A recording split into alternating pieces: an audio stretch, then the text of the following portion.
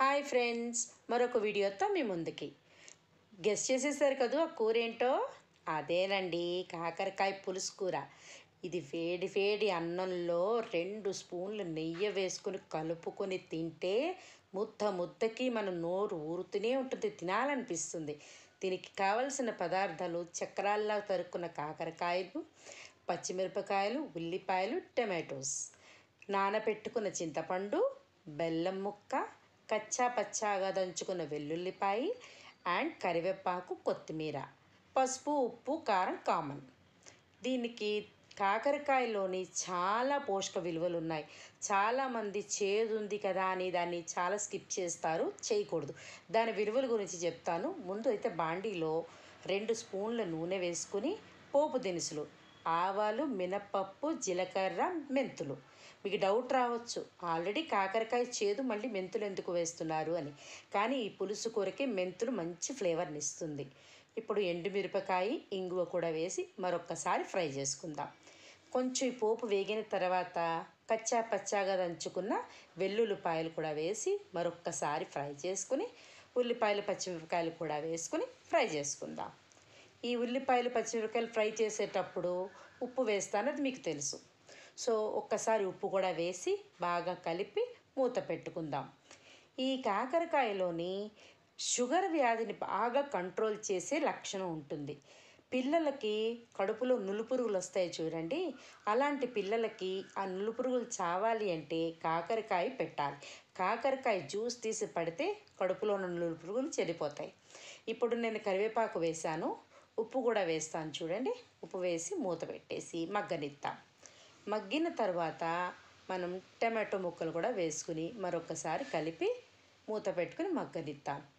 నేను ఇప్పుడు చెప్పాను కదా, కాకరకాయ రసం పిల్లల చేత తాగిపిస్తే కడుపులో ఉన్న నులుపురుగులు చనిపోయి పిల్లలు కడుపు నొప్పితో బాధ లేకుండా హ్యాపీగా ఉంటారు. ఇంకొకటి ఏంటంటే, షుగర్ వ్యాధి రాకుండా ఉండేందుకు కూడా కాకరకాయ చాలా బాగా హెల్ప్ అవుతుంది.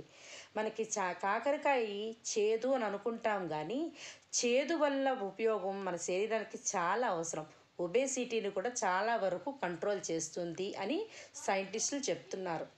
ఇప్పుడు నేను కారం, పసుపు కూడా వేసి కలుపుతున్నాను. దీంట్లో పెద్ద మసాలా పొడులు మనకేం అవసరం లేదు. వేసుకుని బాగా కలుపుకొని మరొక్కసారి మూత పెట్టుకుందాం. ఇప్పుడు షుగర్ లేదు, నేను తినక్కర్లేదు అనుకునే వాళ్ళు కూడా తినాల్సిందే కంపల్సరిగా. ఎందుకంటే వాళ్ళకి ఫ్యూచర్లో రాకుండా ఉండేందుకు చాలా హెల్ప్ అవుతుంది కాకరకాయ. ఇప్పుడు కాకరకాయ చక్రాల్లా తరుక్కున్నాం కదా, అది కూడా వేసుకుని మరొక్కసారి కలిపి మూత పెట్టుకుందాం. ఇలాగ చూడండి ఎంత చక్కగా మగ్గుతోందో మూత పెట్టుకున్న తర్వాత. సో ఇంకొకసారి బాగా కలుపుకొని మళ్ళీ మూత పెట్టుకుందాం. కాకరకాయ ఇప్పుడు మనకి ఆయుర్వేదిక్ షాప్స్లో కాకరకాయ పౌడర్ కూడా దొరుకుతుంది. మనం అది కూడా తెచ్చుకొని వాడుకోవచ్చు. మనం తీపిగా ఉండే పదార్థాలని తీపిగా ఉందని ఎట్లా తింటామో, కారంగా ఉండేవని కారంగా ఎట్లా తింటామో, అలాగే కాకరకాయకున్న చేదు గుణాన్ని మనం యాక్సెప్ట్ చేసి ఇది చేదుగా ఉంటుంది అని అనుకుంటూనే తినాలి. అంతేగాని దాన్ని మనం ఎస్కేప్ చేయకూడదు దాని నుంచి. ఇప్పుడు నేను చింతపండు పులుసు పోసుకున్నాను, తర్వాత బెల్లం కూడా వేస్తున్నాను.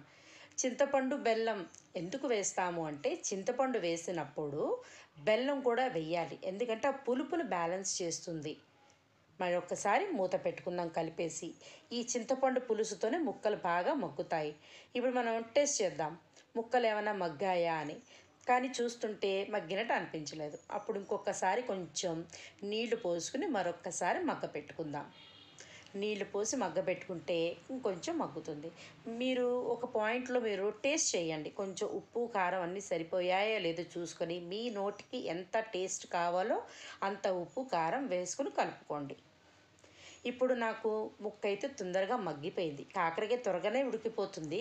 ఇప్పుడు ఈ పాయింట్లో మనం కొత్తిమీర వేసుకుని డిష్ అవుట్ చేసుకుని వడ్డించుకుని వేడివేడి అన్నంలో తింటే సూపర్. సో కాకరకాయ పిల్లలకి పెట్టడం మర్చిపోకండి.